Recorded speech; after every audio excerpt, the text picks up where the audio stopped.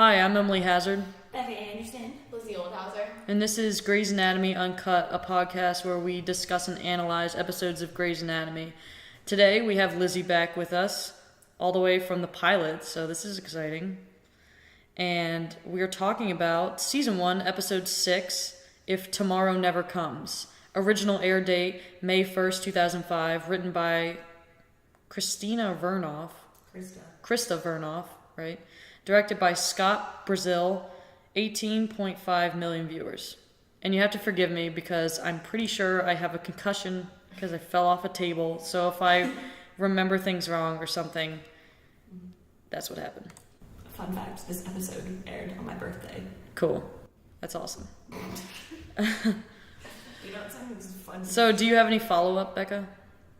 From last time? Mm-hmm. I don't think so. I mean, I wish they had another party, but it's besides the point. I don't have any follow-up either. So do you want to start with your opening statement? Me? Mm-hmm. So I think last week was definitely one of my favorite episodes, but this week is another one of my favorites but in a different way than last week. Because last week it was just really fun with the whole party scene and that whole thing. But this week was a lot more serious. And so, you know, the interns were at the hospital the full time, and the patients were a lot more serious. Like, there's a lot more, like, serious things. You know, like, last week, Izzy had a patient that she was literally just, like, waiting for him to, like, poop the whole episode.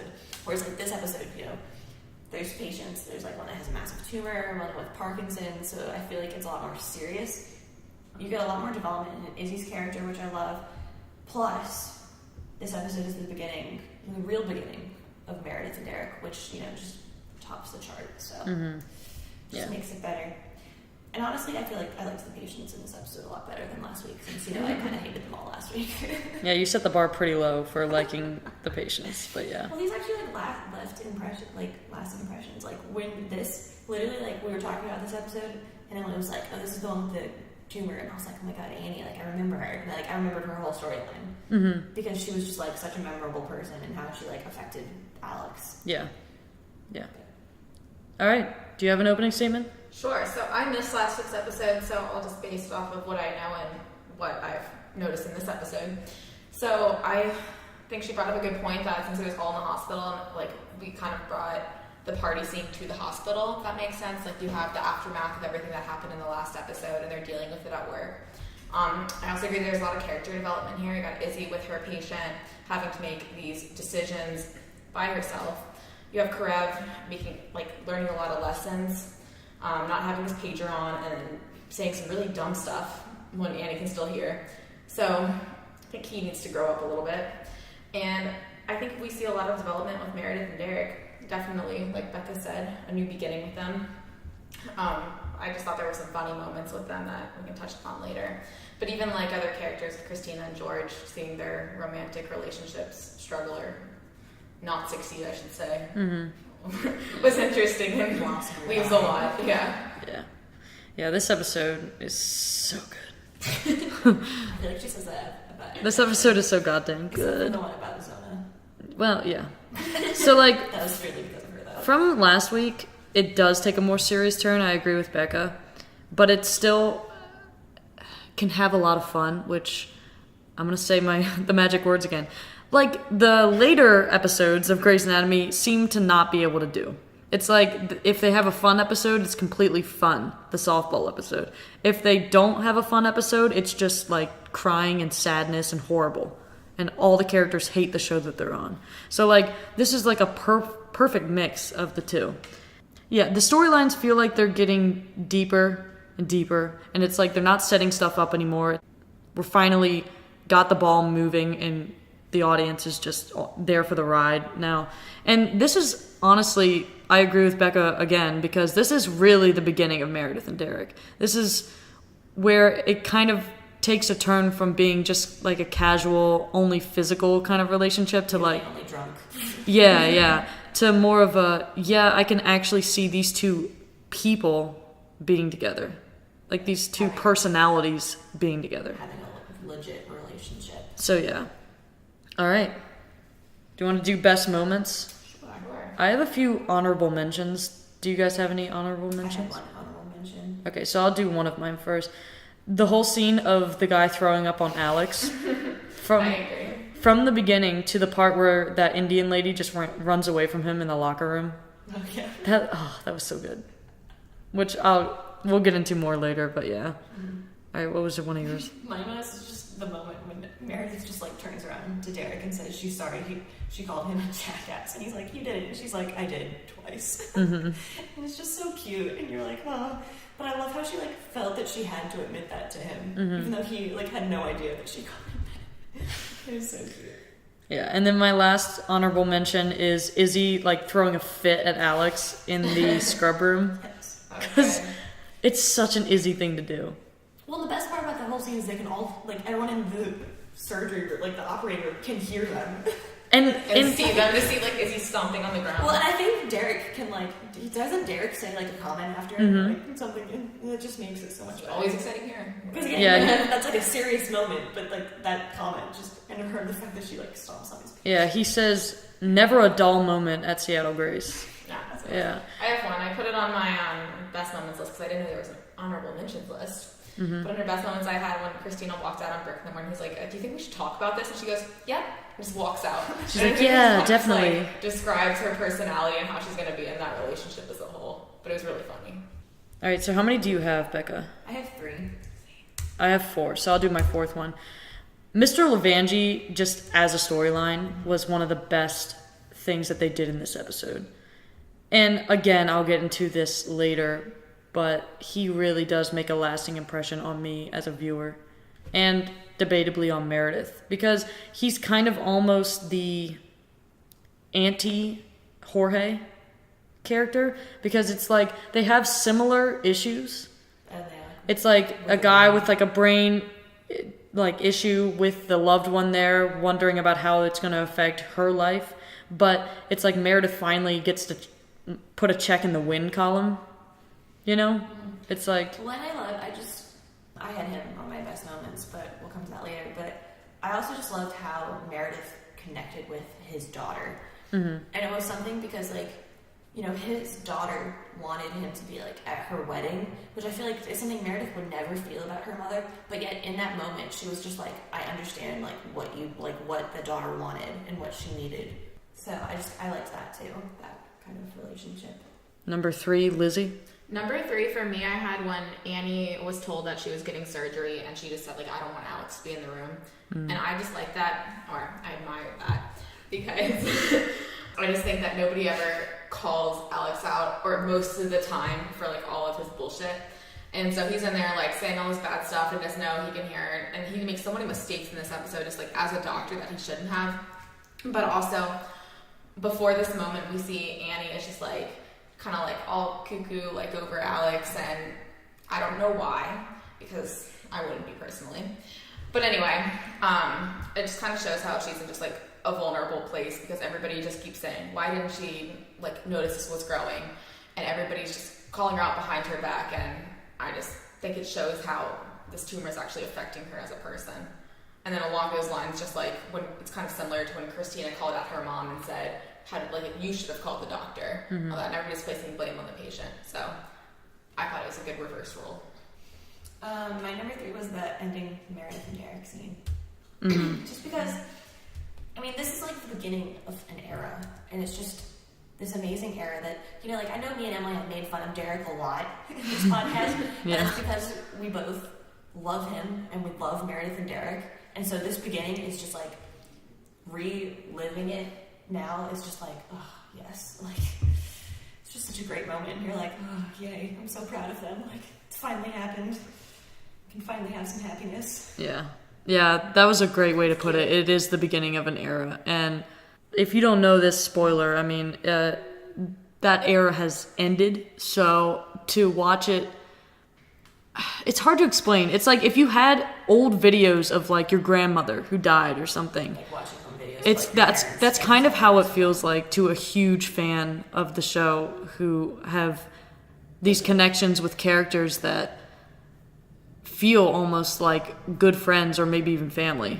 So yeah. Well, and the thing that I love about it too is because they have been building up this relationship since minute 1 of episode 1. Like, they literally started this whole series with Meredith and Derek together.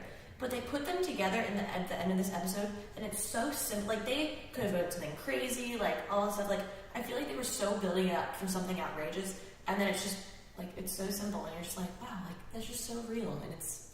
And the weird part is that they actually, at the end of episode 4, it shows them on a date.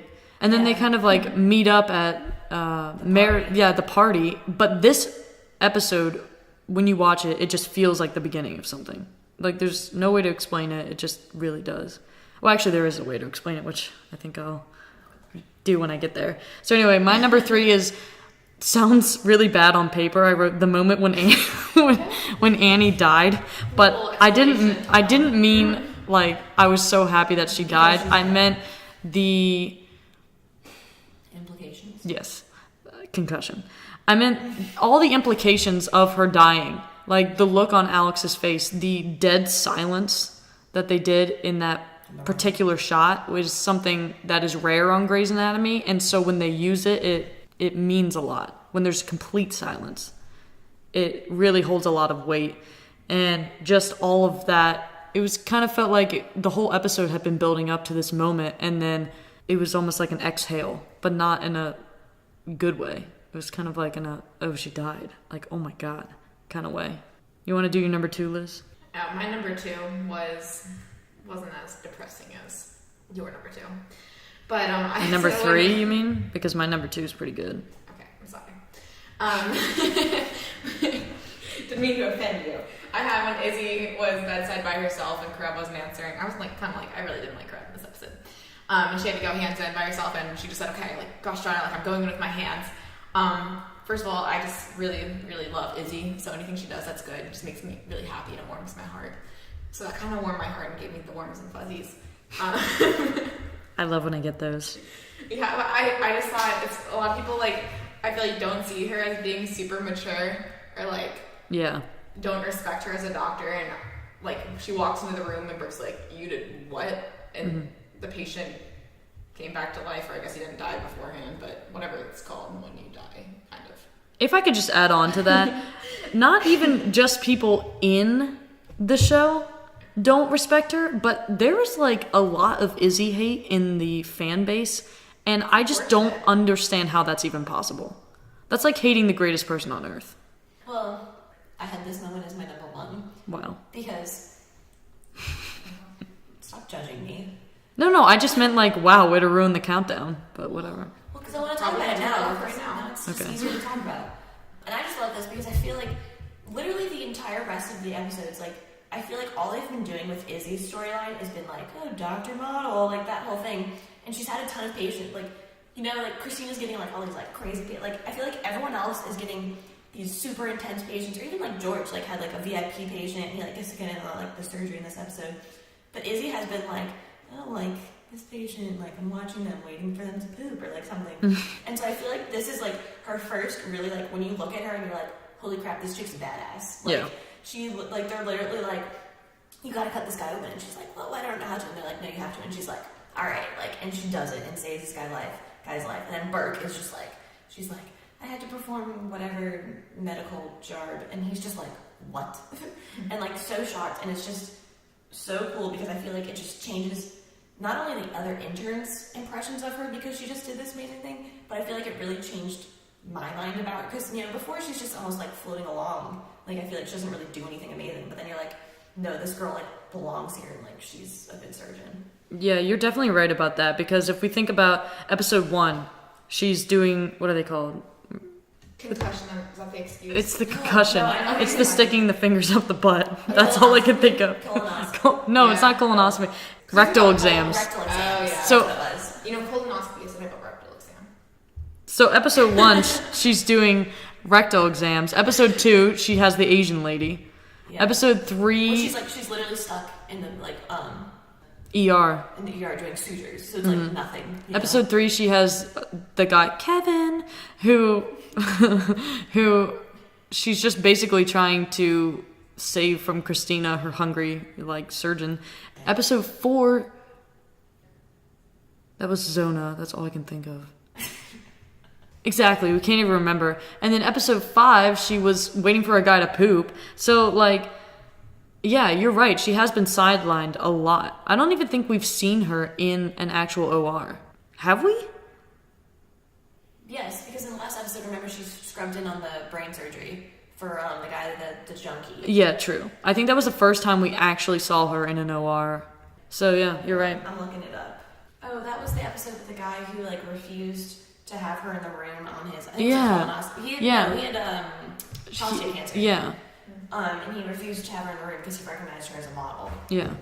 So that, So Again, it's like, yeah. Like, I just... Because everyone else has had, like, Meredith has scrubbed in on the guy with nails in his... Well, Jorge, not George. George had nails in his head. Actually, that would explain a lot. But, like, everyone else has had these, like, really impactful, like, patients on them. Or, like, really amazing surgeries that they've been able to scrub in on. And she hasn't.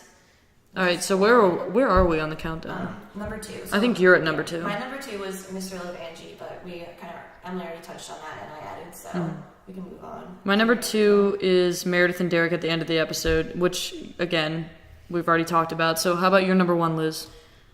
It's not that exciting because it was Becca's number 2, and you already touched on it too. What was it? But it's a specific moment that's my number 1. Okay. So not just the character as a whole, a specific moment was when, like, Meredith was holding Mr. Levangie's hands and he's, like, trying to put them together, and you just feel so sorry for him because he's trying so hard, and he wasn't trying hard at all before this. He was just like, I don't care if I get better. And then I think he saw his daughter kind of melt down, and Meredith helped his daughter, and then he's there, and she's like, I'm going to be with you the whole way. And she'll, like, skip scrubbing in on the surgery and, like, watching and learning and having an opportunity to help, to just hold his hands and be there for him emotionally because, as Emma said, she understands in that moment. And then he was able to put them together, and that was just, like, a success for the whole team, for him, for Meredith, on so many levels. And I thought that was very symbolic and also gave me the warms and fuzzies. Mm-hmm. So what was your number 1? My number 1 was the Izzy moment with cutting open the guy. Okay. My number 1 was Meredith's ending speech, because this is actually probably one of the biggest and most memorable ending speeches in the entire show. Like, I'm pretty sure 500 Tumblr accounts were invented just because of this ending speech. This ending speech is really big for Grey's Anatomy. Like, if you look on Pinterest, they'll have, like, motivational, like, Grey's Anatomy pictures with this speech over it. And, yeah, so this is a really big deal in the show. Plus, this is the first ending speech that really hit me. Maybe the first episode, but you're kind of, like, distracted in the first episode because you don't really know what the show's about. So this is the first one that I felt like was really good. Do you want to read us in? The opening voiceover? Mm-hmm. Sure. A couple hundred years ago, Benjamin Franklin shared with the world the secret of his success. Never leave that till tomorrow, he said, which you can do today. This is the man who discovered electricity. You'd think more of us would listen to what he had to say. I don't know why we put things off, but if I had to guess, I'd say it has a lot to do with fear. Fear of failure, fear of pain, fear of rejection. Sometimes the fear is just of making a decision. Because what if you're wrong? What if you're making a mistake you can't undo?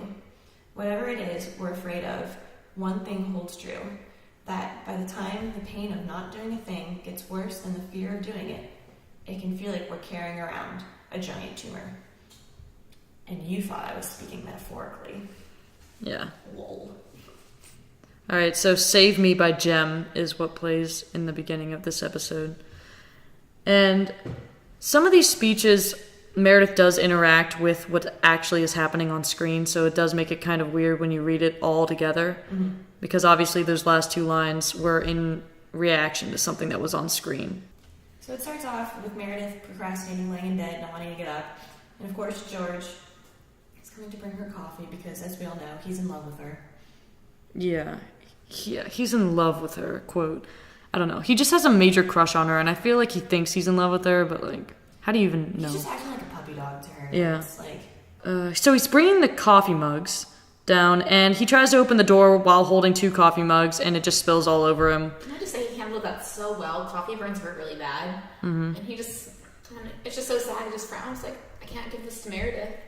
And then Izzy just chimes in with a sassy comment. Wouldn't it be easier to just ask her out?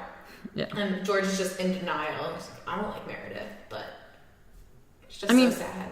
Izzy can be, on paper, it sounds like such a bitchy thing to say, but Katherine Heigl just makes it not sound bitchy. She just makes it so awesome. She makes everything awesome. Every scene that she's in just lights up. Well, it's like she says the thing that everyone's thinking. Yeah, but not in like a mean way. Like, I don't even know how to describe it. So anyway, I looked at her alarm clock. It looked like the original time it was set for was 4:20, and she's still in bed at 5:50. So yeah, she is going to be late, as George says. That's like freakishly late. Yeah. I feel like they're late. I don't know. I could barely see it. It was at an angle. What's George doing this late? I don't know. So we have this little banter between George and Izzy. Life is short, George. Do you really want to die before you ever ask her out?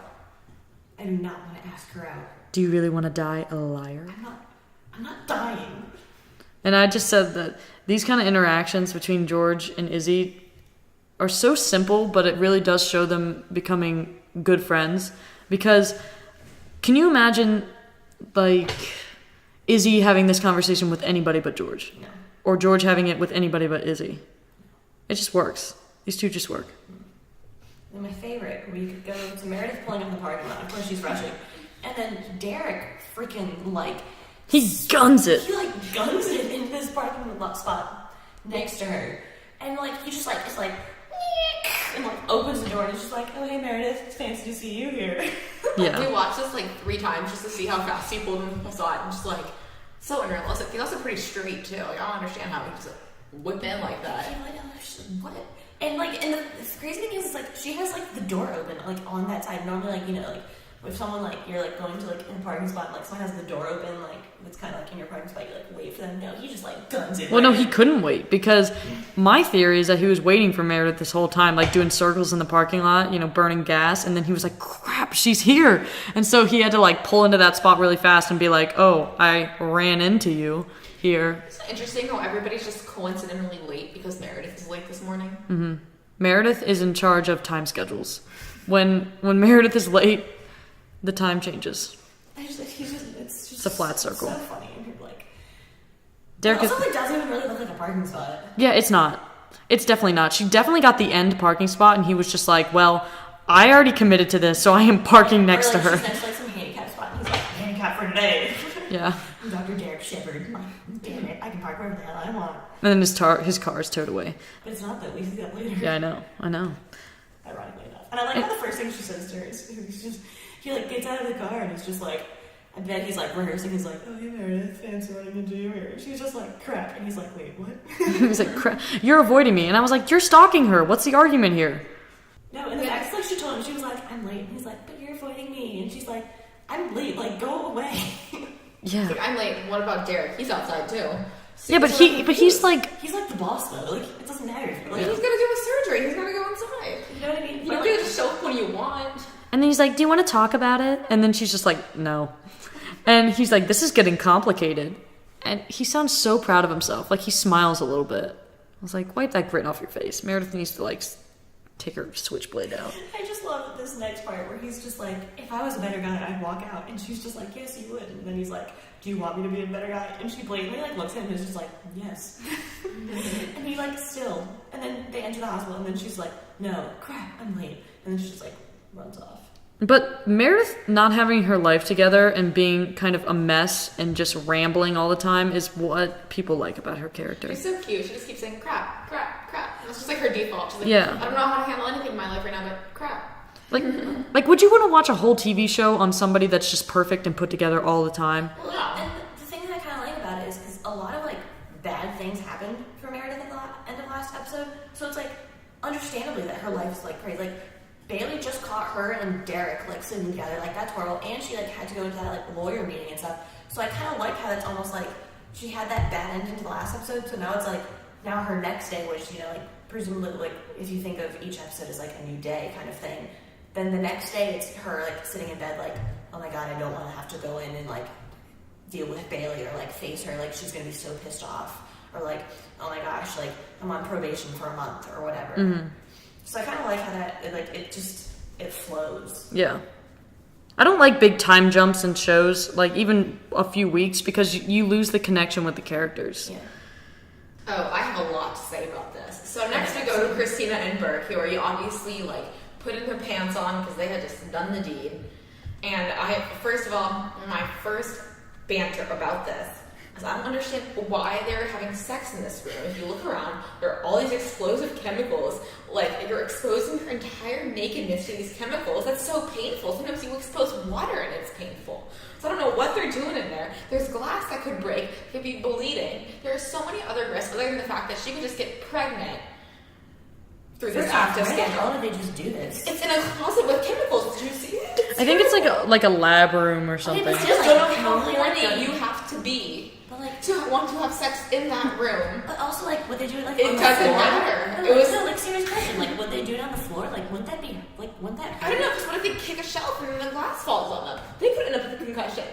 So many things could go wrong. Like, normally people do this in like beds. How do they lock the door? I don't know. With a chair. I just the shelf that they were gonna knock over. oh, let me just put a sock in the door. I want to have sex with chemicals today. Like, I know people are into all kinds of weird things, but this is just a new level, and I just think there are bigger problems. Can you imagine? Can you imagine having Burke? sex there? No. It's my whole point. Can you imagine like Burke and Christina like role playing? My Can you question imagine is what that would be? Like, my question. Oh, I'm sodium. Oh, I'm nitrate. My question is, how did this even like happen? Were they just both like in this lab room, and then they were like, they're both just craving some sodium chloride or you know what I something mean? like Like, that. they're like, oh, I need to get some chemical from my like patient or whatever. They like build in there, and then they're just like, oh my god, lab room. I can't take it anymore. Oh my god, potassium turns me on. Okay. So anyway, the more serious part of this is I just really like when we'll just do this conversation. Burke says, first she says, that was definitely worth being late. He goes, thanks, yeah, thanks for risking your life to have sex with those chemicals. And he said, should we talk about this? And she just goes, yeah, definitely, and walks out. And it just makes me so happy. Because it's just like, I don't know, she has so much control over her situation, she has so much control over him, so it's like, yeah, go Christina, you're a feminist, but also it's kind of like, she's shutting down so many of her emotions when she just like leaves. But maybe she was just scared of the chemicals too, that could also be a factor. Yeah, she still likes him though. Like you can definitely tell. Which is like kind of cool, because it's like, oh, I have all this control over you, I like you, and I know you like me, but haha, I'm winning. The actors on this show are just amazing at subtle ideas. I just love Burke's face. Like, when she's just like, yeah, definitely, and then walks out, his face is just like, what the hell am I doing with this woman? And then but there's also like that glimpse of in his face of just like, wow, that's hot. Yeah. He's like, wow, I want chemicals again. You know what I mean? Like, it's like half of him is like, what the hell am I doing? But then the other half is like, God, I love this woman. Except not love. Hopefully not yet. That would be really fast. You know what I mean? That like you see both in his face, and it's just like that, and you're like, oh, We had sex with chemicals. We are bonded. Get it? For life. wow, really? You'd laugh at that joke? You didn't laugh at my K joke? A earlier? covalent or ionic I didn't bond? hear your K joke. Oh, she said something about potassium turning you on, and I was like, okay. That's Oh, a good that's joke. horrible. Okay. Boo. Are they covalently or ionically bonded? Or hydrogen? Hydrogens are the strongest. Yeah. They're OTP bonded. It's the strongest bond there is. Yeah, okay, you're smart. You don't have to point that out on the podcast. So anyway, but I do like how they always say they're having the men be the ones that are like, do you want to talk about this? And all the women are like, no, go away. Like, I'm using you. So I like that. Yeah, I do. I can even see like Izzy like Izzy I feel like would be the one that would like want to like out of all the girls would be like, so what is this? But I can still see her like some guy being like, so what is this? And she's just being like, I don't freaking know, and like walking out the door. Yeah, well, season 2, episode 16. So Meredith and Christina are both late and they're in the locker room. Oh my god. I seriously think that my concussion is affecting my brain speed. How many podcasts is she going to use this excuse for? But anyway, Round number 6. I said the locker room is like the room of requirement from Harry Potter because it changes every single time they're in there. Did you notice that? It's not the same locker room in this scene, and then later on, maybe in a different episode or in this one, it just changes back to a different locker room, and then season 3, it's a completely different one. Maybe they have like 20 different locker rooms And- just keep all their stuff in. And I love it how like Meredith, all the interns completely change which locker they use every day. Do you do that in a locker room, or are you assigned a locker? They can be assigned a locker. It's so weird. But whatever. I feel like they just switch it to like the scene. Or like the Oh, specific shot that Are they you want. asking Yeah. when you're like in the locker room if you get to choose your locker? Yeah. No. Yeah, but No, because do you think they have the same locker each time? no, that's the thing. They don't have the same Every locker time each you go time. in there, you don't, because from my one experience, so I haven't spoken and can't speak for this hospital, this real hospital specifically. But when I shadowed last year, you go in and you just choose a locker that's open. Okay, And so that makes there are sense. several locker rooms in the hospital, even on one floor. Oh, So it's not okay. just one locker room. It depends on if it's a surgical floor, if it's another floor. But when you go to change into scrubs, especially, there's a separate locker room. There's another locker room just to change into non-surgery scrubs and things like that. Mm-hmm. Also, on a completely different note, what the hell is that black lacy bra that Christina is that was wearing? for the chemicals. I get that she probably wore that for Bert, but you gotta wear that for the rest of the day now, girl. That can't be comfortable. But it's also maybe the bra was a full black bra, and then the chemicals just ate away into a lacy pattern. Goodness. It's a good theory. Yep. She'd You're welcome. Corrosive. And she'd be in the hospital because she'd be yo, there's something burning on my chest. Check out my chest. What happened? Well, I do love the part where Meredith is so self-centered that she takes 5 minutes longer to change. She's almost all the way done changing when Christina comes in, not changed at all. And Christina finishes before she does, and then Meredith is just talking about herself the entire time. I was like, Meredith. And I love Christina. Meredith, shut up. I have to end it. I definitely have to end it. I have to end it right. on a Meredith, more shut up. serious note, I think this is the beginning of Meredith having to balance her career and her relationship on a real level, not just sleeping. She's I don't know if next time I'm going to sleep with him. I might want to sleep with him for many more times, / be with him in a relationship. And having Bailey enter the picture and her having this conflict in her mind, I think foreshadows the conflict she's going to have a really long time for the rest of the show. But it also foreshadows the fact that Meredith is super self-centered a lot of the time. Yeah. But I find that charming. That doesn't bother me. Makes me like her more. That's good. I'm glad you're there. I'm kidding. So then Christina and Meredith join the group, and they are walking down the hallway to go to Miss Connor's room. And what do we get? Annie with her freaking ginormous tumor. I mean, that's just one giant parasite on the side of her. My serious question on a medical note: can tumors actually get that big? Yes. I feel because it's just so massive that you're looking at it, and literally my first question when they showed her in bed is, how has this thing not killed her yet? Okay, so this is one. Remember when I pointed out in last episode, that nurse is being played by the woman where they asked medical questions to? That was one of the ones they asked specifically about, and one that they featured in the behind the scenes thing that I got on the DVDs is they asked her, can a tumor actually get this big? And she goes and runs and does research and then comes back and says, yes, this is the biggest recorded tumor of all time, so here, take this. And then they write a story about it. So actually, yes, this is specifically, I do know that this case is medically correct. It's just It's disgusting. It's scary. I mean, that thing is a whole nother person. It's insane that tumor is that large and it's not cancerous. Yeah.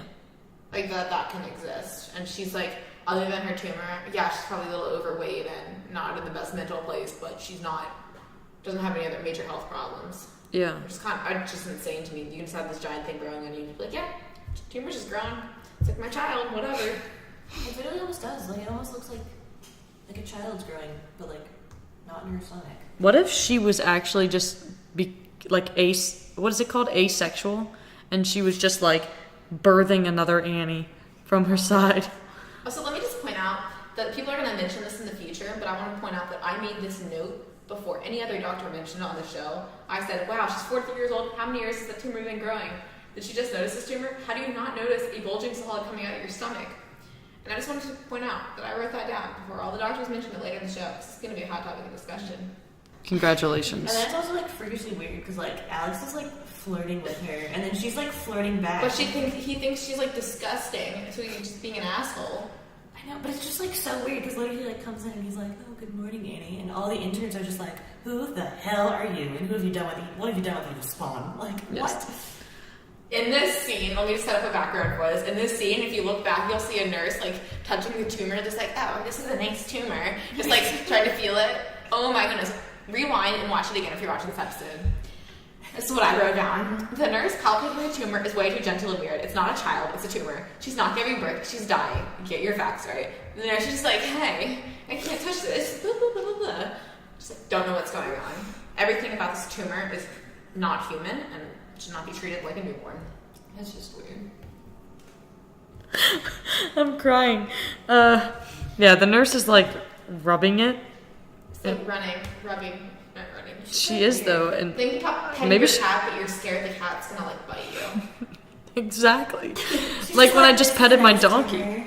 But on that note, you should own a cat. Because cats are the worst, according to Lizzy. But she's like rubbing it. Like, does she have like a weird tumor fetish or something? Like what? Gosh, she's probably best friends with like the peds intern. So they're doing the part where they present the patient, and George looks like he's literally going to barf on this lady, like barf on this tumor. He's like, please put that away. It's probably just because Alex is acting nice. That's why he's like, oh my god, she'll be nauseous. It's so weird, and they're just like, and then she literally just goes, he's just so fun to look at, and you're like, and what? Katherine Heigl, if you just go back and watch this, she looks like offended. She's like, I'm fun to look at, bitch. Like that's her face. It's awesome. And then he like awkwardly is just like, Annie. And you're like, God, could this get any like? He just needs like a monocle and like a mustache. Annie. Oh. And you're just like, God, and like, Burke is just like, oh yes, of course, Miss Connors, and all the interns are just like, what the hell is wrong with Alex? Yeah. So then they cut over to the interns and Bailey walk. Well, actually, it's just the interns at this point walking, and they're talking about the tumor, and they're talking about like how big it is and stuff. And so Christina, this line is great. He was on call last night when she came in, meaning Alex. I'm never leaving this place again. And I do find this shot particularly interesting because I've recently gotten into editing and things about like post-production and how you can change a shot and it changes the meaning of a scene. So when I was watching this scene, I did like it's called a follow shot or a tracking shot, and I like the use of this. And I think it's partial to this director, Scott Brazil. Yeah, so that's a director's choice, is what kind of shot you do. So that could have been a cut shot, but it was a tracking shot, watching them all go. And it's a very long shot if you go back and watch. And I find that adds something, so. Yeah, so then Christina uses her relationship with Burke to get in on the surgery, but she is just like, okay, whatever. So then the interns go into Mr. Harper's room, where Izzy spews a lot of medical jarb, which is my favorite. Like, Bailey's just like, what's your plan? And then she like says other stuff, and then Bailey just goes to the wife, he's doing fine. And you're like, thanks Bailey, we all needed that, because literally I have no idea what the hell she said. Ugh. And then George just makes his life even more awkward by talking to Izzy while Izzy is writing something in her little notepad. Let me just read this. It's just this morning, you were probably just teasing, but I don't want you to say anything like that to her because, we live together and that'd be awkward. George, stop talking. Okay. And it's just like, George is just so pathetic. That's all I can actually say about him. He's pathetic and awkward. But that doesn't mean that he's a bad character. Like, I do... He's like a different kind of character. I do like that he's pathetic and awkward, and I would never change the George, character. But that's all I can say about him. But you also just, every time you watch him, you feel so sorry for him, and you want him to change as you're watching. You want George to be confident and say the right thing. But it would take so much away from the show if he wasn't a stud puppy dog. Well, also, you just want to root for him. If you watch his full story arc, he does grow so much. And so it's so satisfying for people like us that are, coming back for a second or third or 50th watch to be able to see where he starts and know where he's going, So, yeah. Yep. So then we go on to Mr. Levangi's room. And of course, here's McDreamy in the flesh. By the way, Levangi literally sounds like something you cough up when you're sick. You're like, Levangi. Or like the part of your body that hurts when a storm is coming. There's a phalange. I know, but Levangi sounds different. Like, ooh, there's a storm coming. So then we also learned that he has Parkinson's, but that's not what he's being treated for. Let's talk about when Derek is asking for the possible treatments for spinal pain, and Izzy just doesn't know the answer. And so Derek gives Meredith this look. And honestly, it just says it all because... And this is the beginning of the Meredith and Derek era, as we've mentioned a few times. This scene makes me believe that they actually have talked and gotten to know each other a little bit. Mm-hmm. And at least at this point, Derek knows that Meredith would know this answer and be proud of that, you know? Mm-hmm. It's also, the next scene just, like, pisses me off. So, like, Meredith has the answer, so, of course, Derek is like, oh, like, she's gonna, like, prep you for the procedure, like, assist. Which, in all honesty, like, looking at the scene, makes sense. Like, she had the answer, so, like, it makes sense to me for this. You know, like, I mean, like, in the last scene, like, Burke, like, Alex answered all of his questions, but then Burke was gonna have Izzy scrub in, so it's like, but then Bailey gets, like, all pissed off because he's like, oh, you're favoring her, which, like, honestly, I kind of got mad at Bailey over this because I was like, you know, like, granted, Derek has favored Meredith in the past and will in the future, but I honestly don't think right now is one of those times. Me neither. I think it was just there for storyline purposes. Mm-hmm. See, I think it's just... See, I think it's also, again, supposed to be like a thing of, like, she's just, like, hot off the thing of, like, she just found them together, so she's, like, looking for anything, and she's just, like, pissed off. Yeah, so we cut over to Alex getting Annie ready for a CT, and Alex is actually being really comforting in this scene when he's just, you know, talking her down and trying not to let her be scared inside the CT machine. And then he gets behind the glass and starts saying what he actually thinks. Oh, and there's a mention. He goes, oh, hey, man, you got an extra battery? And the CT guy just, like, completely ignores him.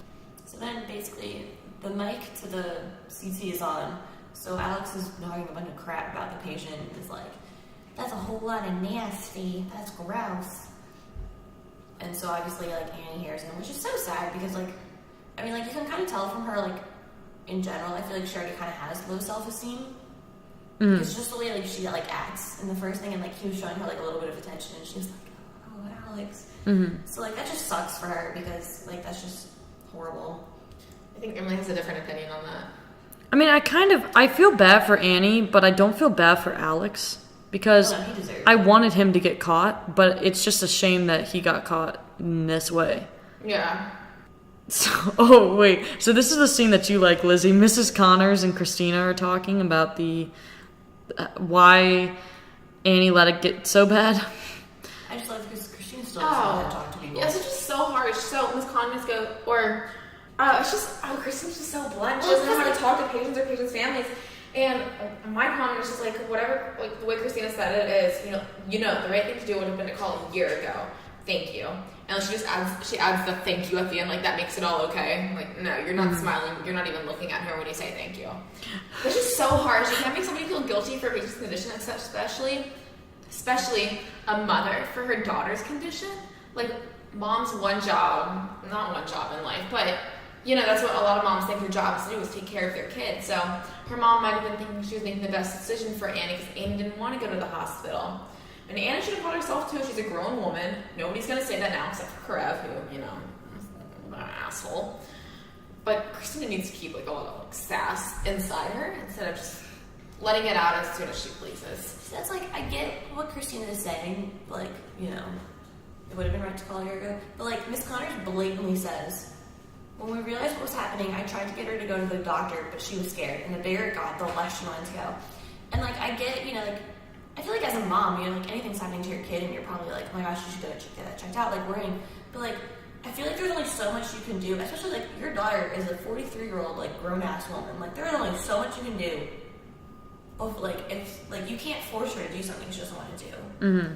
So, it's like, I get, like, what Christina's saying is, like, a lot of this could have been prevented, but at the same point, like, that was Annie's decision. Like, that, I don't think her mom was just like, well, I'm fine with this. Like, I guarantee, like, her mom, like, was probably like, are you gonna go get that checked out? Or are you gonna get that checked out? Like, it probably wasn't, like, just a one-time, like, I don't think her mom made that, like, her mom didn't make that decision, Annie did. Yeah. If that makes sense. Yeah. I mean, yeah. I get what you're saying. I think that her mom's really passive-aggressive, like, passive, too. So, she'd be like, you should get that checked out. Annie would be like, no. And then she's like, okay. Well, yeah. But, yeah. So I still think, because I feel like, but even as a bystander, there's only so much you can do, you know what I mean? Like, if someone is, like, hardcore, like, set in their ways, like, I'm not going to the doctor, like, you gonna do? Like, drug them and, like, drag them and hit over? And that's what Christina would have done. Just call the cops right away. Which, like, yeah, granted, but, like... But, I mean, obviously, like, Mrs. Connors isn't that person, and it's like, you know, like, I get it, like, Christina saying, you know, like, that thing, but, like, honestly, like, that was all Annie's decision. And so, like, if it's gonna... And obviously, like, you know, like, if it's gonna affect anyone's life, which it is affecting hers, like, it's her fault, but... Mm-hmm.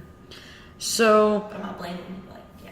I mean, but I do have to mention that Christina is the character, the little voice in your head that wants to say it so badly and doesn't, and Christina's the character that does. So it is very satisfying when she says some stuff, because I was like, thank you, that's what everyone wants to say but doesn't say. So anyway, we cut to Meredith and Mr. Levangie in the room, and so Meredith is just leaving his room, and the daughter follows her out, and Mrs. Levangie, or Miss Levangie, she's not married yet, she was wondering if Meredith could talk to him about brain surgery, because that could help with a lot of his symptoms, you know, the shaking, and yeah. But he's afraid of the surgery. He doesn't want to have surgery in his brain. He understands, like, back surgery, but brain surgery, nope.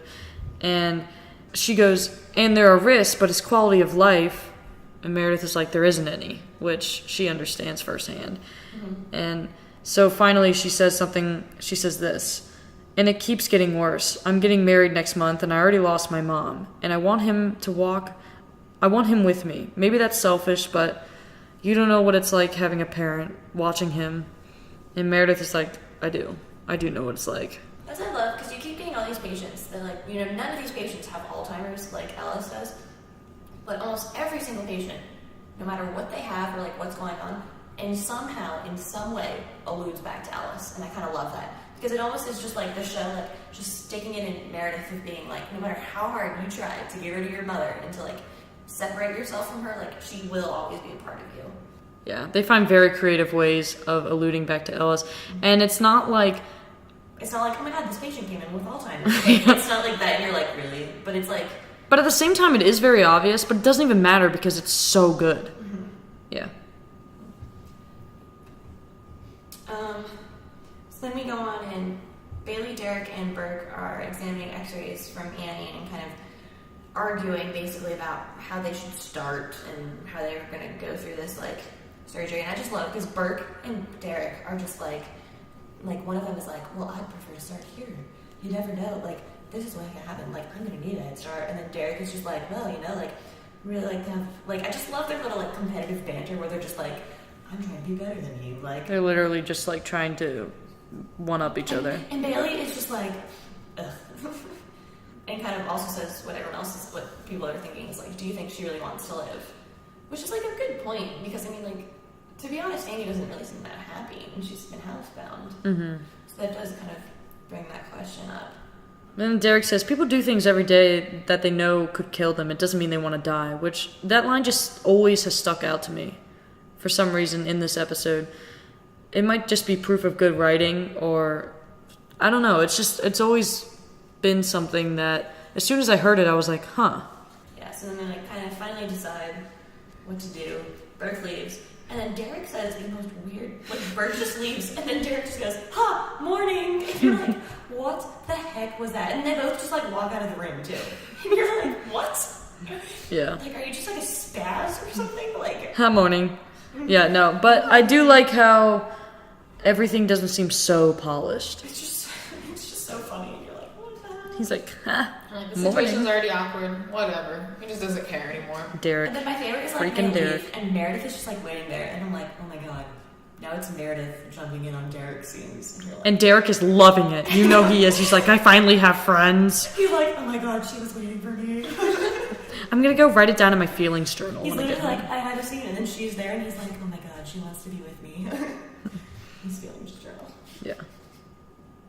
All those private things. Today Meredith was mean to me because I asked her what she was eating for breakfast and then jumped down her throat when I said it wasn't healthy enough. I stalked Meredith and went too fast in a parking space to her, but it worked. She said crap. I almost ran her over. So then Meredith brings up the whole, like, Parkinson's patient and, like, brain surgery. And Derek just, like, completely, like, shuts her down. He's just like, it's not my job to push him, and to anything, and it's definitely not yours. And since you're clearly uncomfortable with my decision in this case, it's probably best you don't scrub it. And you're just like, ass. Like, Yeah. who lit a fire under your butt after last time? And then you're like, oh wait, Bailey did. Yeah, seriously. And Bailey's just standing there in the hallway, like almost like just pleased with herself. Meredith is like, if you talk to me again, I'll cut off your face. But that's what she should have said. She But like she walks didn't. up. Another great line, Derek. You know they call you the Nazi, and then she just goes, so I've I heard. love Bailey. Yeah. She was like so satisfied to hear somebody actually like say this. I kind of wanted this to be like a trick, like a test. Yeah, where if he was a decent guy, he would have treated Meredith with like the respect she deserves. And then I just wanted Derek to just have completely failed this test in this scene. And Bailey was like, ugh, I knew you weren't decent. Although he is decent. I just love messing with him. I knew you weren't good enough for my intern. Yeah. She's like a mama bear. Mm-hmm. I do love Derek so much. And then we have this scene. They're talking to Annie about the surgery. Burke is there. And then she has... Am I gonna die? Yes. And Burke is like, well, there are always risks. And then I just love... Okay, I guess I'll have the surgery on one condition. I don't want him there. Points at Alex. And Alex is like, what? What did I do? Yeah, his fake, like, oh, I don't even know what I did. Mm-hmm. And I love how she just looks at him and goes, if he's in the surgery, I'm not having it. And then she's just like, looks at Alex and it's just like, that's how I live with myself. And you're like, oh damn. Burn. Tumor girl's got a backbone. That's about to break under the crushing weight of her tumor, but yes. Oh, goodness. Yeah. It's just like, oh my god. And then Burke just like reams Alex out and it's like, oh, yes. Also, this statistic, if anything goes wrong, you are 60% more likely to be sued if you're offended by the patient. I really wanted to look that up and see if that was an actual statistic because I feel like it almost should be higher. I started looking it up, and then I was like, what am I doing with my life? And I just stopped. See, I thought about that when I was looking up all the cigarette information last week, but then I was like, this is worth it. Like, I almost feel like if something like went wrong and like you like offended the patient first off, wouldn't they just be like, yo, screw you, and like be pissed off? Like, I don't know, but whatever. And then I love because Oh my Bert's just God, like, yes. you're off the case, and then Christina just like walks up. She just like struts up out of nowhere. So it's like, where did she even come from? And then she's just like a year and a half, and it's the first time she's even had it looked at. It's like she's fatally lazy. And Alex is just like, what the hell? Like, why doesn't she get bad? And Burke is just like, I don't want to deal with this. There's so much freaking drama in this hospital. Like, I'm sleeping with her. Oh, He like cups his hands around his mouth and then doesn't yell. He's just like uses like an inside voice. And he's like, why doesn't she get banned? And I'm like, why did you cup your hands around her? Like, what? Dramatic effects. Yeah. But I just love it. Like, Burke is just like, oh my god, I have a headache. And then, like, finally, like, George walks by and he's like, oh good, my way out. And he's like, George, go prep for surgery. I love how Annie calls George a kid. She said, that's okay, kid. You can just do your job. It's so cute. And I love, like, they have this one little scene with George and Annie. And I love it. And I love how, like, he's the first person that goes and looks at her and is like, why did you let it get this bad? And she's just like, you know, you're the first person that's asked me that. And it's just like, I don't know, if you get the sense that like George is like the first person that sees her as like a human and not just like something that they're gonna cut up. I also see George as somebody who's not gonna play games with you. Yeah. For the most part. He seems like a pretty like straight shooter, straight up kind of person. So that's probably why I like his character.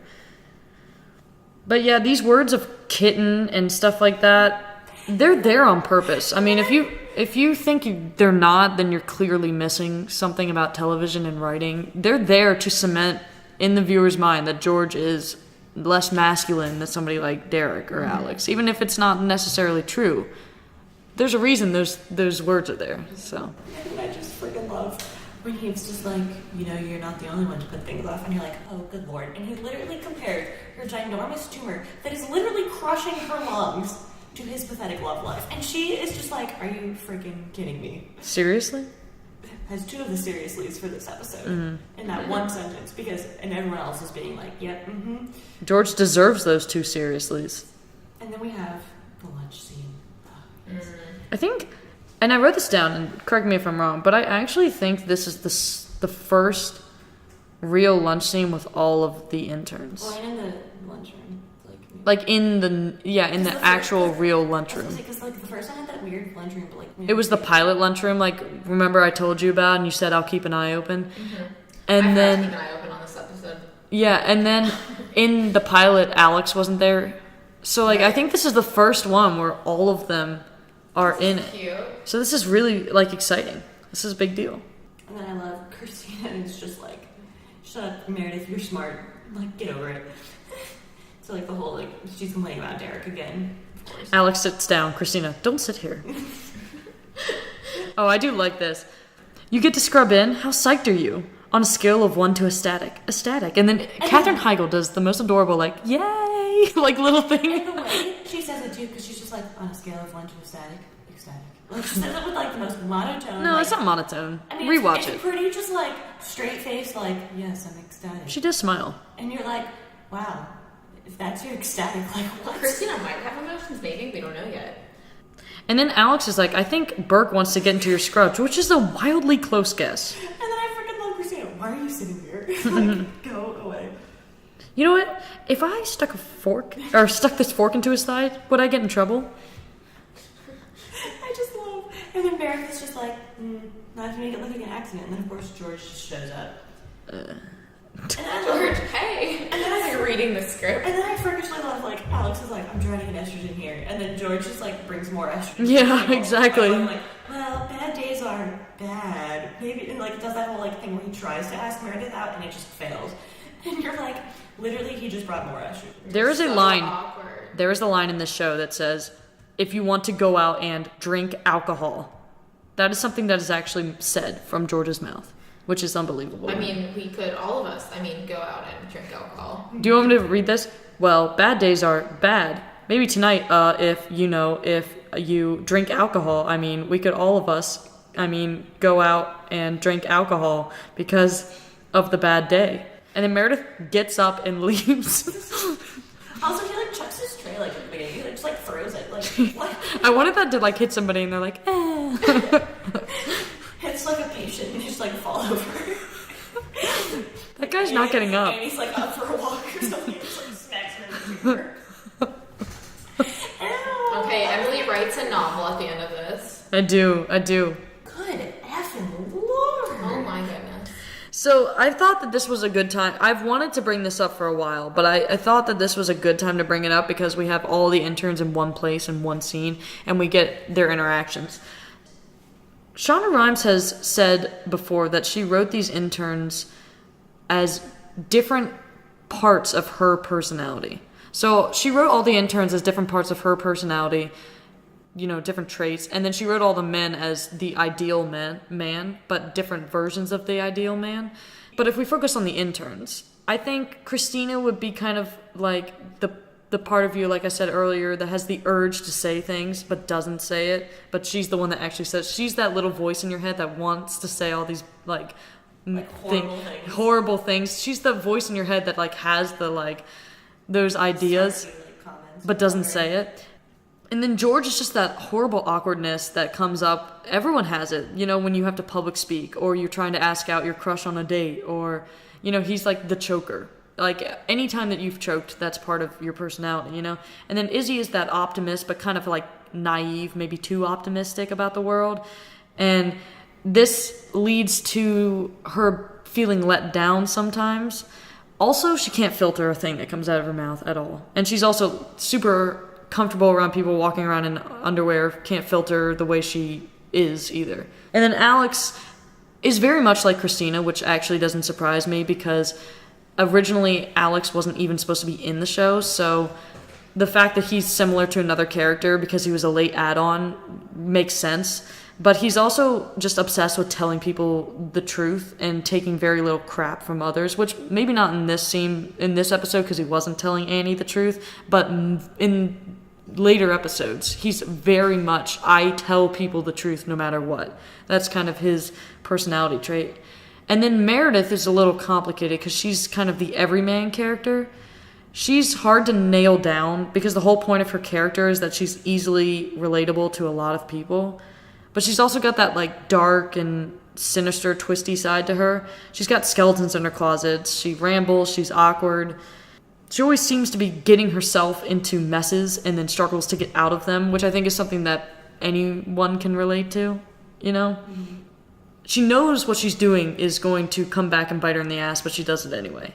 That's kind of like a Meredith thing. So I was thinking, when you look at this show through this filter, it makes watching the characters, and especially watching the characters grow, so much more interesting. Because if you think of them as one big person, when you see them all begin to grow, and you watch the show evolve, it's kind of like the avatar person, like the person that they all combine to create changes too. Mm-hmm. I'm going to call that person Magic because their initials spell out magic. And so you watch Magic kind of, yeah, you watch Magic kind of like grow and evolve. And so Elliot was complaining last week about people being immature, but that was intentional because the show is basically a newborn right now, and if they started super mature and they already learned all their life lessons, there'd be no show. So it's like these characters need to grow, and Magic needs to grow up, you know what I'm saying? And so I think that if you watch it like that, it'll change the way you watch this show. So that's why I wrote a whole book. And it's also one last thing. It's also why later in the show, when they try to introduce these new characters, they never seem to really fit. And it's because the personality is already built. You know, the person is already built. They don't need any more personality traits because if you try to come up with one, it just won't work. Hence April. Ugh, God. So we have Derek changing his mind and being like, hey, Mr. Levangie, have you given any more thought about other surgical options? And Meredith is just like, what the hell? Meredith's like, that was my idea, you asshole. Yeah, and then, so of course Mr. Levangie is like, no, whatever. So Derek is like, alright, fine, like, bye, I'll leave. And then Mr. Levangie and his daughter kind of have like this fight. And then I just like, because Meredith is still like lingering in the doorway. And I just like, because he like just looks at her and is like, why in hell can't she drop it? And Meredith just goes, I just love this. And it is your life, but it's her life too. And you have a chance to get better here. And all she's asking you to do is try. And I just love that because you get that feeling because for me, when I heard her say that, it was just the sense of in this situation, like where he is, he can get better from this because, you know, you look at her life, there is no cure for Alzheimer's. There's no like real treatment for Alzheimer's. Like there's stuff that they can do to like slow it down, but there's no cure for it. So no matter like what Meredith does, you know, like her mom is gonna forget about her, like forget who she is and like her life and like that kind of stuff. And so I feel like that is what Meredith is trying to like, what she almost says there, because she's just like, you have a chance to get better, and like all she's asking you to do is try. And I feel like that's just Meredith being like, you know, like yeah, I had a lot of problems with my mom, but like I want her to try in this situation.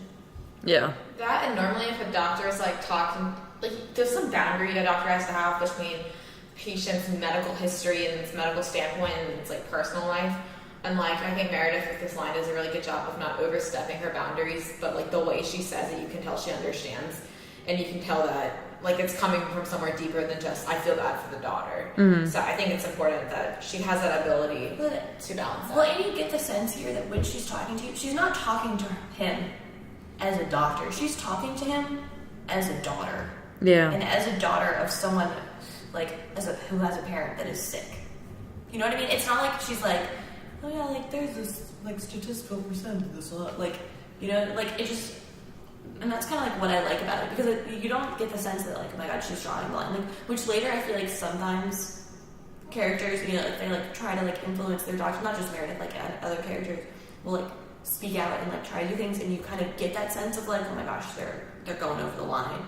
But this is just, you don't get that because you're like, she's literally not talking to him as a doctor, she's talking to him as like a daughter, and I like that. They're scrubbing for her surgery, whatever. And then Meredith goes up to Shepard and is like, oh, Mr. Levangie has agreed to DDS if we do it today. So Shepard is like, cool. Let's do it. He says, let's do it.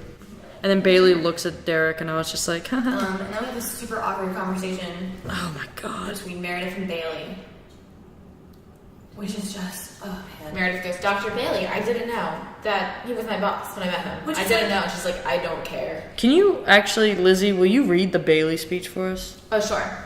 Bailey says, "You see this? What's happening right here? This is the problem with you sleeping with my boss. Not whether or not you know him before, but how it affects my day. And me standing here talking to you about your sex life affects my day. And the longer this little fling goes on, the more favors you get over the others. Flavors. I guess of both, you know? The flavor of You Derek. are fighting tooth and nail just to make it through this program without any assistance. When those people start finding out what's going on, they don't want to work with you and talk to you or look at you, and they start bitching and moaning at me, the more it affects my day. So no, Dr. Gray, I don't care what you know or when you know it. Are we understood?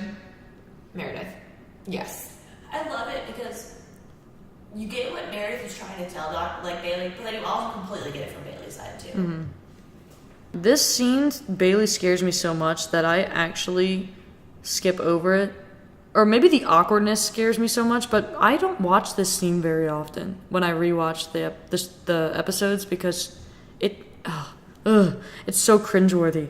I literally skip over it every single time, except I watched it this time and I was like, ugh.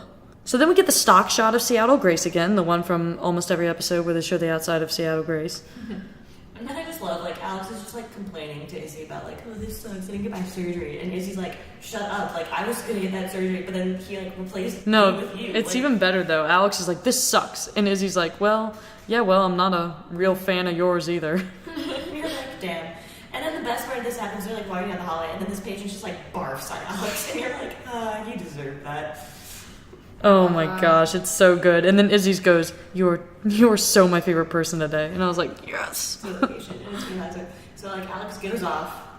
These little scenes that seem not important or seem very small and I could have written that, it's actually very hard to write a scene like this. If you actually sit down and try to write a joke scene like this, it's not easy. So this is actually really awesome. Good job, Krista Vernoff. When you had freaking Alex's weird thing in the locker room. He's see something you like, and that woman just runs as fast as possible out. And you're like, Mr. Harper. And then his wife tries to pull a Zona, and Tyler, thank God, saves us. But she's like, he was making waffles, and I was like, don't care. And Izzy's just like, what? And she's just like, he was making waffles, and then he was on the floor. He was mixing the batter, and then he was on the floor, and I was like, do not care. It's cute because she's trying to be oh my god, my husband, he was making waffles and he almost died, but you're like, meh. It didn't go very well. Should have gone with pancakes. This is part of an important scene as he goes, page Dr. Karab, yes, that's her first question to page Dr. Karab. He's not answering. Yeah, so he's not answering. So then we go back to Mr. Vanjie, and he's looking for Meredith in the surgery room. And this was what we talked about. It was one of my favorite scenes when she said, I'll stay where you can see me. And he said, aren't you supposed to be learning something? And she just goes, I'm good right here. Yeah, so it was really cute. This is one of the rare times in the entire show where we get Meredith and a father figure. We rarely ever see her react or interact with somebody who is a father figure. Well, there is a little bit later on the show. Yeah. But exactly. Let's see. This guy's also better at flirting with Meredith than George is. Yeah, so the show really starts picking up pace here. So Izzy's back with her patient. She's asking any pain. She's examining him. And then people are just keep yelling at her commands. And she's did you page Dr. Karab? I just already paged him. Yeah, again. I just freaking Tyler. He's just hey, Dr. Stevens, I need to do you to do all of these 15 things. And he just goes, I'm going on a break. I was just you know what, Tyler, you deserve your break. Go take a break, Tyler. You're the best. And then she's just page him again before you go on break. And he's I already did. Yeah, again. And so now we're back in the scene with Annie, and things are picking up here too. They need more blood, and so you keep hearing this nurse say, I'll call the blood bank, which I just find really amusing because this nurse just chimes in, I'll call the blood bank 3 times in this really intense episode. I got it. Listen for it. And I'm just wondering, I did not look this up, I should have, but how much does this woman get paid for saying, I'll call the blood bank? I mean, honestly, you never. Yes, they have the blood bank. They have writers and other people playing characters, and we never really see her face. So honestly, they could just be a voice actor that ADRs it in later. So it could be anybody. It could be a writer. It could be the person that wrote this episode, for all you know. I mean, except I think it's a man. No, Scott Brazil is the one that directed it. So yeah. So I freaking love George stretches and like drops the tumor for a little bit because they're holding it in the surgery, and Burke just like reams him. He's just like, "Is the art of retracting just too much for you?" And George's like, "I had an itch," and Burke is just like, "Ugh."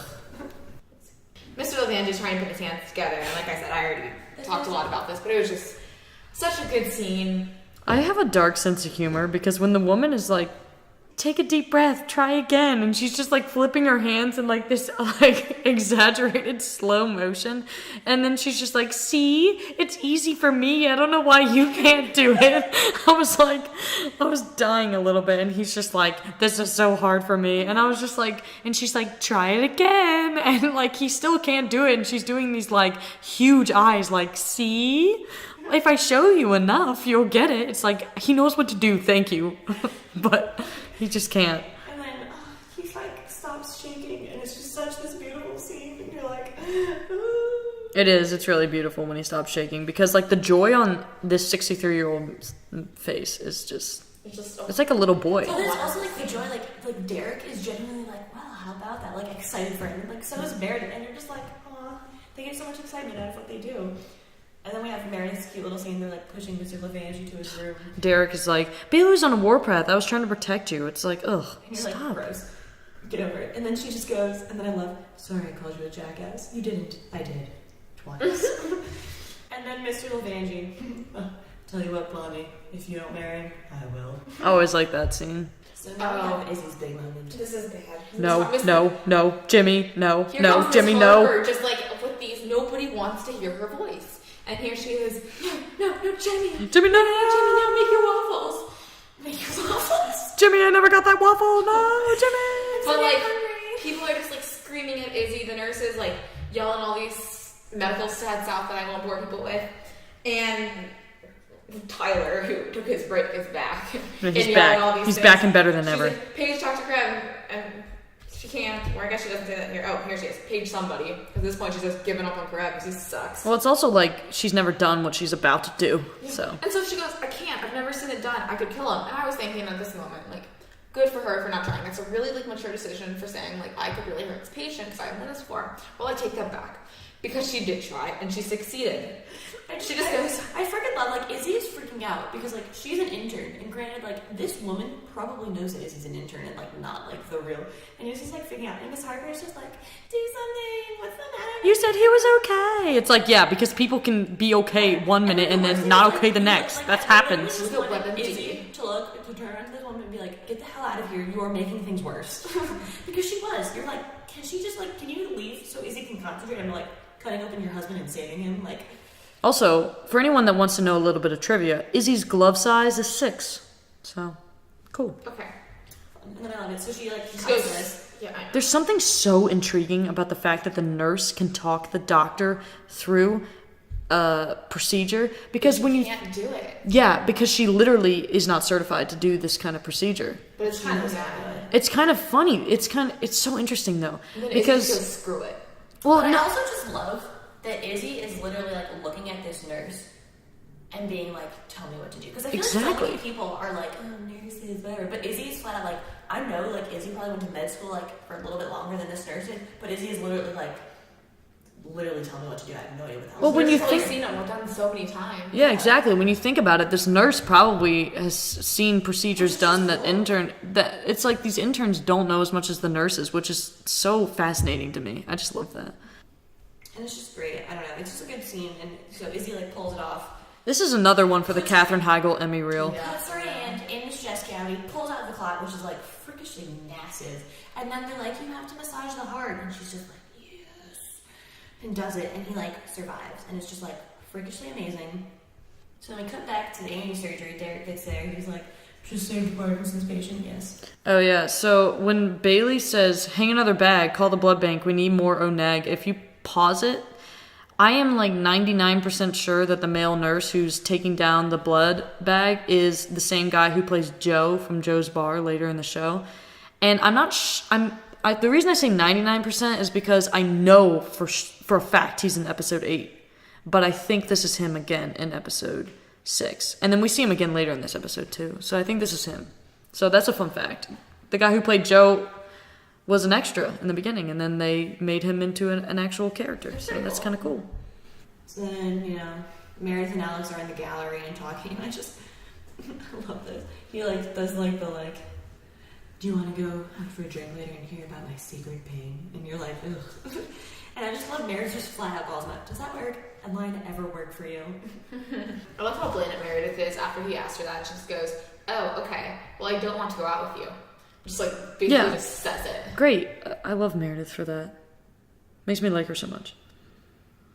So then Izzy walks into the OR. I love this part. Hang on, don't go over that too fast. She goes, but I think I really might be seeing someone. So we get the sense that Meredith considers Derek to be more than just a sleeping buddy. Yeah, a bed buddy. Bed buddy.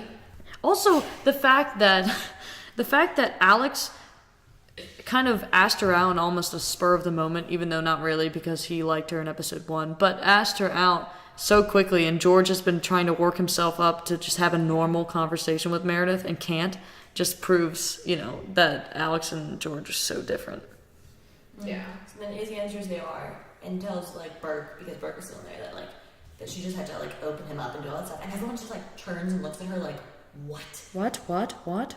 And it's just amazing, and so Burke leaves, whatever. So then Alex and Izzy get into this whole fight because Alex is like, wow, you can even page me, and then Izzy's like, I paged you 50 times, which, granted, she asked to page Alex at least 5 times. Yes. And then she just screams at him, and then he's like, oh man, my pager, the battery, that's a serious thing. What if he had an actual patient that was and dying? I freakishly love because Izzy's like, you forgot, just grabs his pager, chucks it on the floor, and jumps up and down on it, and you're like, oh my god. Hateful man.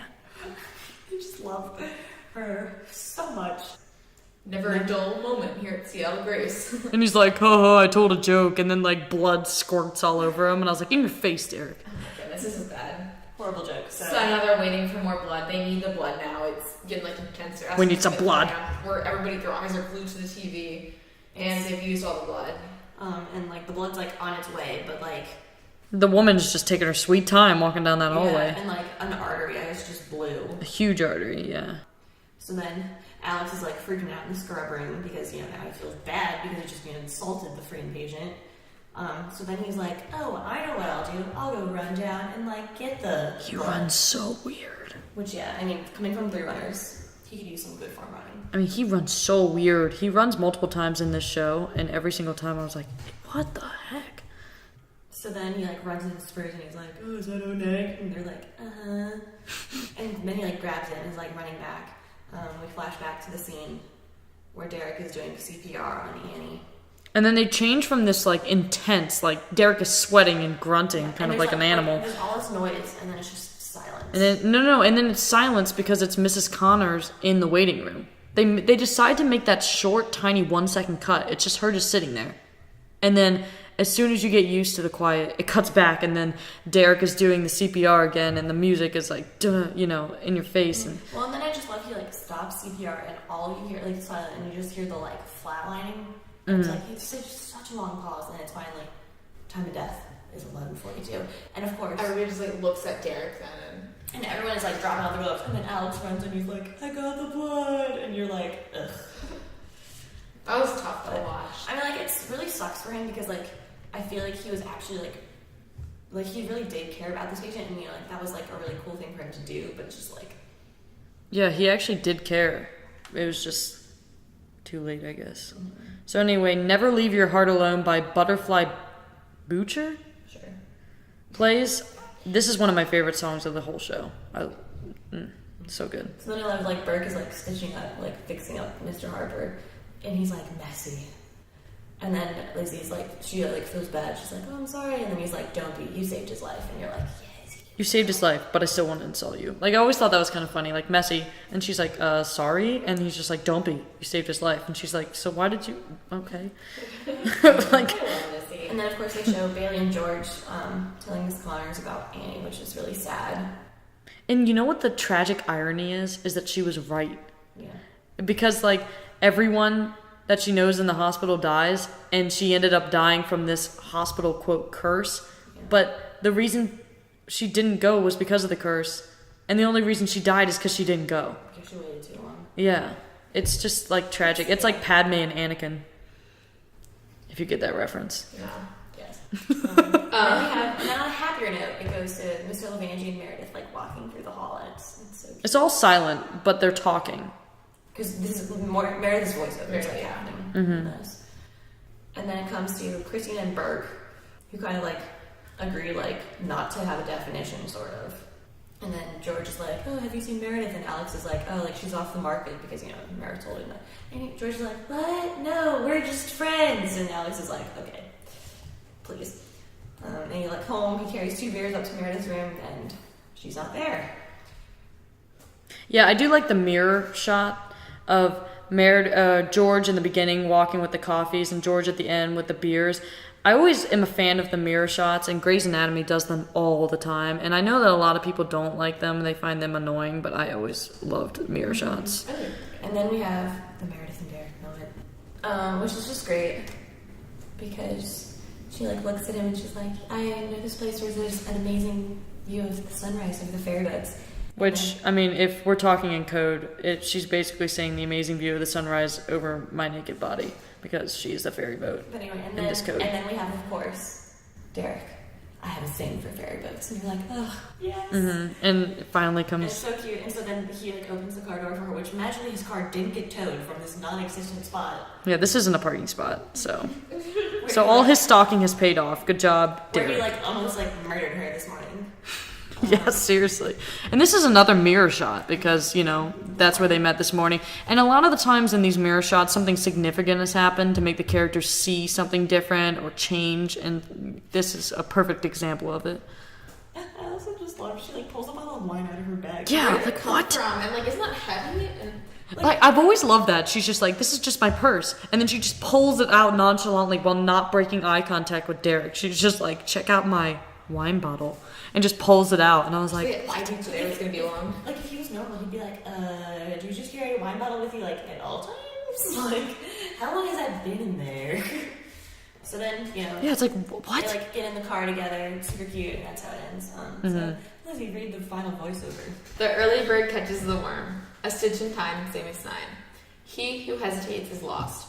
We can't pretend we haven't been told. We've all heard the proverbs, heard the philosophers, heard our grandparents warning us about wasted time, heard the damn poets urging us to seize the day. Still, sometimes we have to see for ourselves. We have to make our own mistakes. We have to learn our own lessons.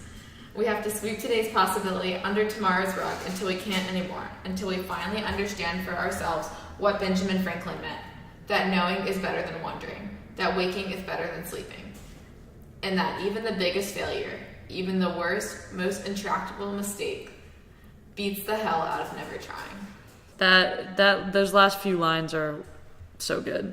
So yeah, seriously count is 3 for this episode. I don't think we've gotten one over 3 yet. No, we haven't had, like, a really big series. We've had like 3, well, 205 is going to be big, but yeah, we've had like 3 and 2 and maybe 1, but I don't think we've gotten over 3. So, patient rankings. How many did you? I have only, yeah, there's only 3. 2. My number 3 was Mr. Harper, and As was mine. I want to reemphasize that when we do patient rankings, it's not just do we like the patient as a person, it's what does the patient do for our main characters? How did they, advance the storylines? And, yeah, I mean, he didn't really do that much. Sure. Izzy had one really cool scene, and that was it. Yeah. I was about to say, he had one really good moment, like, for Lizzy, but, like, besides that. Which is, like, for patient rankings, for me, it was so hard in this episode because I feel like each one of the patients at least had, like, one important moment with one of the characters that just, like, really brought them out. Like, because even though, like, Mr. Harper was, like, pretty much non-existent in this whole episode, and, like, Izzy had that one moment with him, it was just such a big moment, I feel like, for this episode, that it made him a good patient. Mm-hmm. But he was my number 3 anyway. Someone's got to be at the bottom of the list, so. Yeah, so what was your number 2, Liz? Mr. Levangie. Because going along with what Emily said, I liked Mr. Levangie and his whole storyline a lot better than Annie. Annie to me was just kind of like, she wasn't that appealing as a person. I guess I just revealed my number 1. But anyway, Mr. Well, you Levangie only have 2. just so. kind of continue the storyline, I feel like, with Meredith. It's just kind of foreshadows what Becca mentioned earlier, that like no matter how hard she tries, she can't escape like what's going on with her mom, and it's always going to be a part of her. It's always going to be in her head and help like factor into her interactions with patients.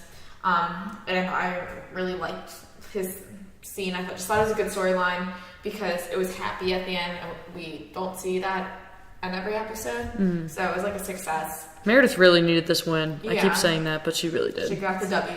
She got the W. That's all that matters. My number 2 is Annie. Yeah. She's your number 1. Get over it. And obviously she gave Alex a huge dose of like reality.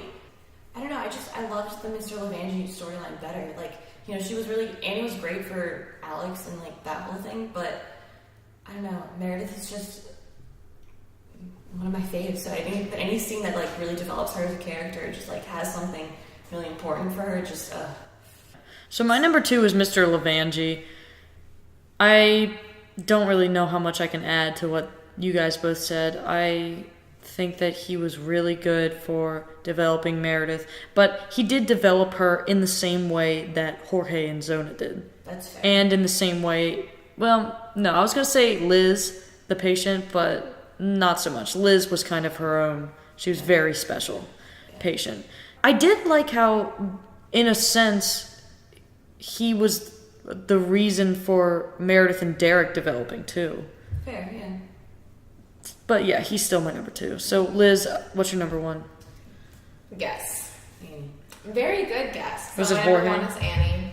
I didn't like how she died at the end, but after talking about it in this podcast, I think that it was necessary for the show and the character development. We looked this up last week when we were recording last podcast, so do you want to say it, or would you like me to? Oh, so the writers, when they were looking this up, initially were going to make her live, but they didn't want to send the message that you can wait a year and a half. Off, like medical things for like a long time, and everything like turned out. And everything will be fine. Plus, I really am glad she didn't live, because it's sometimes when you choose it correctly, when a patient dies, it's so much more meaningful than when they yeah. live. I think it would have been harder in this episode if you had Mr. Levangie die, Annie die. Like, if you're going to have one of those characters That would seem die, messed up. It would be a lot more messed up for Mr. Levangie to die. It would The just way seem they so set up backwards. that story. So I am happy, because under Make One Change, spoiler, I had written Annie wouldn't die, and I was going to go and explain myself. But I think after talking through it, it makes a lot more sense from a writing point of view and from a character development point of view that Annie should die. Yeah. This sounds bad, but I don't think he was going to miss her that much. Maybe her mother. Maybe the woman that birthed Right, her. but that's it. Yeah. So I had Mr. Levangie as my number 1. And mostly, like you guys have talked about how much you brought to Meredith's storyline, but I also just one thing that we mentioned that I hadn't really thought about was just like how he was almost like a father figure to her, which I really like, because again, even though we meet Meredith's father later down the road, he's never really a father figure, like in that sense for her. And so I really like him, but I also really love the way that Meredith interacts with his daughter, because it's not just her, because I feel like Meredith always like interacts with the patient, like clashes with like the person, Jorge and Zona. That was what she did. She clashed with Zona, which everyone did. But Who doesn't? I don't know. And I just kind of like, because it wasn't just Meredith being like, oh, this patient reminds me of my mother. It was her looking at this daughter, being like, oh my gosh, this daughter reminds me like Of myself. Yeah. And so I kind of liked that. Yeah, so my number 1 was Annie, and I think it was mostly just because it seemed like the episode was about her, Yes. like, storyline. Not in the sense that, like, they obviously just picked a crazy medical issue and then we're like, we're basing a episode around this and we're going to make it super dramatic and stuff. For some reason, in season 1, they did that and it just worked way better than they do later. Like, with the stupid, like, kidney procedure they do in season 5. It was so dumb. And it just seemed like this was almost Annie's episode, and so the fact that she's number 1 on my list doesn't surprise me. It's like she's meant to be number 1 because she touches the most amount of main characters. I mean, she really does. She touches George and Alex and Christina and Burke and Derek and Bailey. Yeah. She got everybody involved. So there's a lot at stake with a lot of characters, and that's probably why I chose her for my number 1. So, I personally don't have a Make One Change because I love this episode. I really don't. I take mine back. I mean, the only make one change is like, oh, I wish we could see more of this, or I want so much more of this or this. And really what that translates to is I just want to watch another episode, or I want to watch the rest of the season so I can learn more about the characters. Just a good episode all around. I just want more. I can't stop watching this show. So, do you have anything closing, Liz? It's good to be back. Do you have any... Becca, do you have anything else you'd like to say before? I don't think so. Just a good episode. All right. Next week, we're doing Season 1, Episode 7, which is The Self-Destruct Button, which was written by Kip... Wow. Kiognik? How do you pronounce this? Koenig. Koenig. Directed by Darnell Martin. I'm horrible at names. So, I'm excited about next week. If you like the podcast, please go rate and review us on iTunes. I've heard that that's important, so do that. If you want to get in touch with us, you can contact us on Twitter. I'm at Hazard_Emily, Hazard with two Z's, not with one Z, with two Z's. Concussion. And Becca is at Anderson_Becca, and that's Anderson with an E, not an O. We also have a separate account for the podcast, which is at Grey's Uncut. If you have a longer comment or question, you can send it to our email, which is greysanatomy_uncut@gmail.com. And that's Grey's Anatomy, all lowercase, no apostrophe. So, yeah. Awesome. Well, tune in next time, guys. All right. See ya.